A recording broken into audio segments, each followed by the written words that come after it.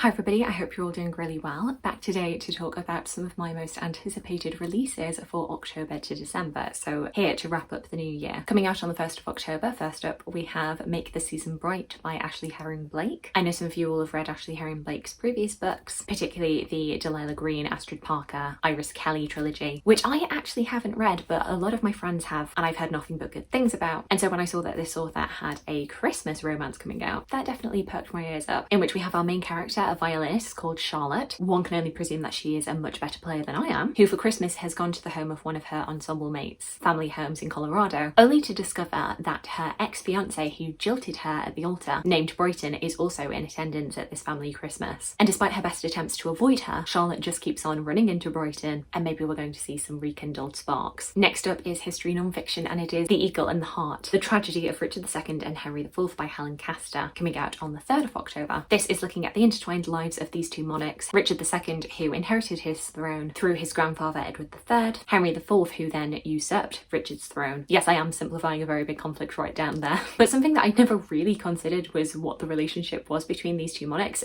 Truth be told, I know very little about the two of them aside from like bold brush strokes. The fact that it is two cousins that are fighting it out for the throne, of course I knew that, but I just didn't think about it. Looking at their differing childhoods and upbringings, their leadership styles, says this book looks into themes of power, masculinity and political instability. Another non-fiction history is Shakespeare's Borrowed Feathers, How Early Modern Playwrights Shaped the World's Most Famous Writer by Darren Freebury-Jones, coming out on the 8th of October. Looking at the various playwrights who would have inspired Shakespeare, some of whom would have been his peers, John Fletcher, Christopher Marlowe, Ben Jonson. I feel like a lot of the time people can see Shakespeare in a vacuum, which is certainly not true. We know that playwriting was very much a communal thing. People were referencing each other. You know, one of John Fletcher's plays, The Tamer Tamed, was a response to Shakespeare's The Taming of the Shrew. Like, we know this was going on, so why would we not also think about this for Shakespeare? You know, so-called genius does not exist in a vacuum. Genius is able to flourish in response to the inspiration of lots of different people and their influence on said artist. Then again, you also have people who are on the complete opposite of the spectrum, who when they find out about figures like Christopher Marlowe and John Fletcher are like, Shakespeare stole plots! And I'm hoping that this just gives a bit more of a nuanced perspective on Shakespeare. Neither this lone wolf genius nor a thief, but something in the middle. In the same vein, there is a historical fiction looking at Shakespeare coming out on the 10th of October by Any Other Name by Jodi Picoult, which is looking at the figure of Amelia Bassano, who history now remembers as most likely being Shakespeare's Dark Lady. But in this, Jodi Picoult is imagining her as the true author of Shakespeare's plays. But being a woman, of course, she would not have been able to put her name to them, and so she instead pays this young up-and-coming actor to front the plays that she writes under his name. I won't lie to you, I have very, very little patience for people who are like deep down the rabbit hole of the Shakespeare authorship question. I don't care. I don't care. I am very happy to live in what might be a fantasy world where this working to middle class man from Stratford-upon-Avon, who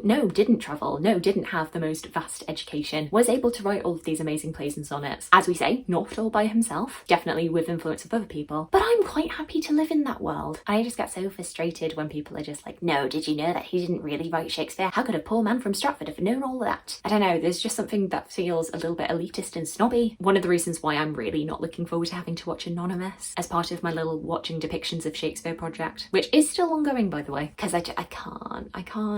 So I'm kind of looking forward to this and also not, because I feel like this is just going to drag that question up again, and I just don't know how much I'm interested in everybody's hot takes about whether or not Shakespeare did write Shakespeare. I don't know. I just feel like the conversation is going to be there, so I should pay attention to it. Do I actually want to read this? I don't know. Maybe. I could be wrong. Maybe I'm being snobby about Jodi Picoult. I don't know. But yeah, let me know what you think about this. Something I definitely do have positive thoughts about is also coming out on the 10th of October, and it is The Dead of Winter, The Demons, Witches and Ghosts of Christmas by Sarah Clegg. I had previously read Woman's Law by Sarah Clegg. Tagline, I think, is 4,000 years of sirens, succubi and serpents? Maybe I got my final S wrong there. But she was talking about demonic women through myth and history. And in here we are looking at more demonic presences, ghosts and other grisly creatures that are surrounding Christmas. I love a Christmas book. I have to read some Christmas non-fiction every December, so this is definitely going to be the one that I go for. Coming out on the 17th of October, we have yet another Shakespeare book, this time coming from the actress Harriet Walter, and it is She Speaks, What Shakespeare's Women Might Have Said. And in this, actress Harriet Walter creates new parts for 30 of Shakespeare's women, just imagining a little bit more for the women of Shakespeare to say. The blurb says, here's what Gertrude longed to say, why Lady Macbeth felt she should be king, how Juliet's nurse bemoaned her loss, why Ariel is anxious anxious about freedom and what Cleopatra's handmaidens really thought of her. Ophelia surprises us, Olivia surprises herself, and Miranda glimpses the future. These pieces are alongside other brilliant insights from the servants to the sovereigns. I don't know if I'm going to hop onto this as soon as it comes out or wait for the paperback, but I just feel like as a Shakespeare fan, always love a Shakespeare retelling. And here, like something like The Other Bennet Sister, which is a Jane Austen retelling that feels very much like it could have been written by Jane Austen, what I'm hoping for from this is monologues which feel like they could have been written by Shakespeare. Coming out on the 22nd of October, we have Much Ado About Margaret by Madeleine Roux. This is a Regency romance which sees a novelist, or aspiring novelist, Margaret, longing to get her book published, but of course it is not seen as the respectable thing for a lady to do, to write. However, she ends up coming across Captain Bridget Droyden, don't know how I feel about that name, who has just come back from the war and is establishing himself as a publisher, who comes across her manuscript and is desperate to publish it, but is very surprised when the novel that he thinks is written by a man is actually written by a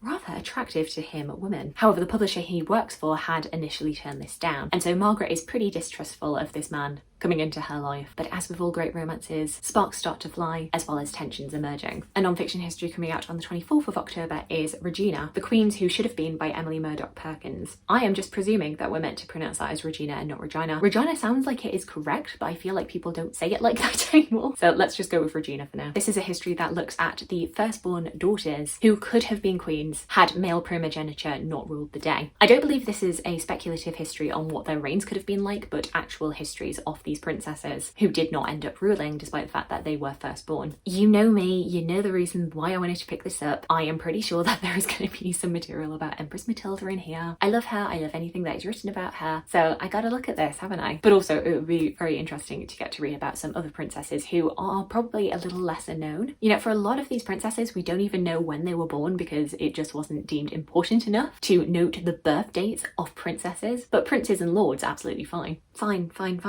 This book explores what it meant to be royal, how sons came to be valued higher than daughters, and just how England might have looked under a royal matriarchy. The politicians we lost, the masterminds we see negotiating nunneries and not armies, the personalities shining brilliantly even hundreds of years later, the queens who should have been. On a similar tract we have Poet, Mystic, Widow, Wife, The Extraordinary Lives of Medieval Women by Hetta. And though the subtitle implies that this is generally about medieval women, this is actually particularly about 4 women, of whom we have a bit more information. Marie de France, who is the poet of the title, Julian of Norwich, who is the mystic of the title, Christine de Pizan, who is the widow, don't know if I would have just referred to her as that, and Marjorie Kemp, who is the wife of the title, all of whom actually wrote about their experiences and their lives, and so we just have a little bit more information about them and what we can kind of extrapolate about medieval women more generally from these women. This to me feels very similar to other non-fiction histories that have come, such as Femina by Janina Ramirez and The Once and Future Sex by Eleni Yanega. And you know what, I do just gobble up these medieval women's histories though. It's got to be done. Something else that I absolutely devour whenever they land is Carol Ann Duffy's Christmas poems, and this year she has a new one out, Three Wise Men, which is coming out on the 7th of November. And despite the title, I don't actually believe that this is about the 3 kings of the Bible, but 3 different men telling their own tales. Seeking refuge from a snowstorm, a nameless traveller is welcomed into an ancient hall to warm their bones and fill their stomach. They will hear the stories of 3 wise men and judge whom amongst them tells the truth. In a very different vein, also coming out on the 7th of November, is The Rom-Commers by Catherine Center, a romance which sees an aspiring screenplay writer butting heads with the star of the production, who also happens to write the screenplay that she is now having to work on, and she doesn't think that it's any good, so she is basically there as the dramaturg. And of course these 2 creatives are butting heads, and of course, as you'd imagine, are probably going to fall in love along the way. Nothing like 2 people writing a rom-com together to put ideas of romance into their own heads. The next 2 books I have to tell you about are linked also because they are romances, but they are romances where I didn't know the plots of them, I just saw the titles of them and thought, you know what, let's talk about them. Hilarious titles, and therefore they get a spot on my list. First off, coming out on the 3rd of December, we have a Highlander romance. I've read one historical Highlander romance, My Beloved When a Scot Ties the Knot, but I haven't yet read a contemporary Highlander romance. But then when I saw the title Under Lock and Key by Lana Ferguson, I just thought, beautiful, love it. And I could be making this up, I don't see it on the blurb for this, but I am so sure that I saw somebody saying that this is a kind of low fantasy in which a girl comes to Scotland and ends up falling for the Loch Ness Monster. Like, he is man by day, Nessie by night. And I could be making that up. Maybe that is not the plot of this book, but if it is, oh my god, I have to read that. That sounds so bad, it's good. What this book actually says is that we are following the main character of Kay, who travels to Scotland to find out more about her family's past, when she encounters Lachlan Gurria, a brooding Scot Scotsman with secrets of his own. Is the secret that he's actually the Loch Ness Monster? As Key discovers her latent magical abilities and unearths family mysteries, she and Lachlan must confront a centuries-old curse, learning that magic and love are as real as the dangers they face together. And then the other title-based romance that I decided to look at, also coming out on the 5th of December, is Puck and Prejudice. Yay. It is a truth universally acknowledged that a modern single man in possession of a hockey jersey may be exactly what a Regency woman needs to avoid the shackles of marriage. In this, we basically have a reverse Kate and Leopold, in which a modern man is transported to the 19th century. This modern man being a hockey player, hence the Puck of Puck and Prejudice. And he ends up meeting this Regency lady who is determined that she is going to marry and become a widow in order to gain financial and social freedom. And so when she realises that this man who she has met is a time traveller, she thinks to herself, perfect, I can marry this man, he will then time travel back to the future, I will be left alone, but technically everyone will think that I'm a widow, and therefore I can live out this great life for myself. However, the further along in their deception that they go, of course they fall in love. And so maybe our main character of Lizzie doesn't want her modern day hockey playing man to disappear from her life forever. Oh, it's so silly, I love it.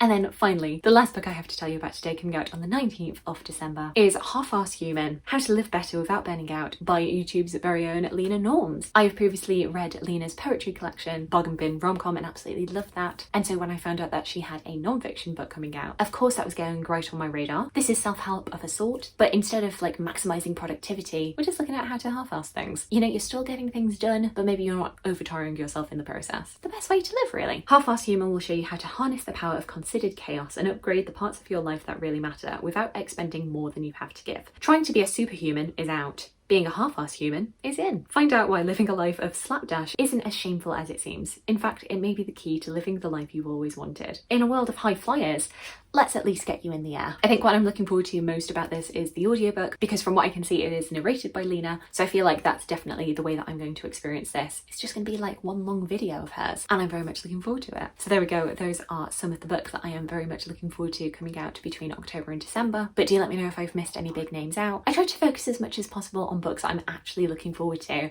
I know there's like a new Haruki Murakami out, there's a new Susanna Clarke, but I just couldn't muster up the excitement for those quite as much. But let me know about anything that I may have missed. I'd love to hear from you. I hope you're having a fantastic day, and I look forward to talking to you again soon. Thanks. Bye.